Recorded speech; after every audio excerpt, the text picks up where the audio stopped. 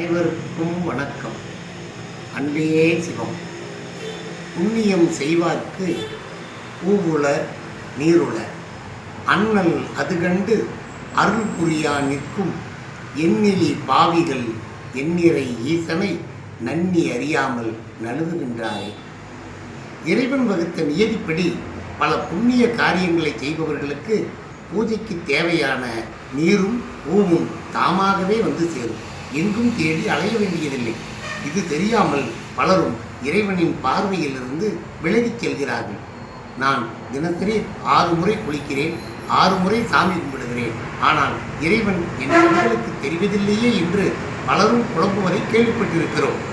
ஆனால் ஏதாவது ஒரு வடிவில் இறைவன் நம் அருகில்தான் இருக்கிறான் என்பதை அறியாமல், இந்த வீசும் காற்றில், அசையும் மரத்தில், ஓடும் நீரில் வாழும் மனிதர்களின், விலங்குகள், பறவைகள், பூச்சிகள், புல் பூண்டுகள் என அனைத்திலும் இறைவன் நீக்கமர நிறைந்திருக்கிறான். ஆனால் நம் கண்களில் பார்க்கும் பார்வைதான் சரியில்லை. இதைத்தான் திருமூலர் பல புண்ணிய காரியங்களை செய்பவர்களுக்கு இறைவன் வேண்டியதை செய்வதுடன் அவ்வப்போது அற்காட்சியும் செய்வான் என்கிறார்.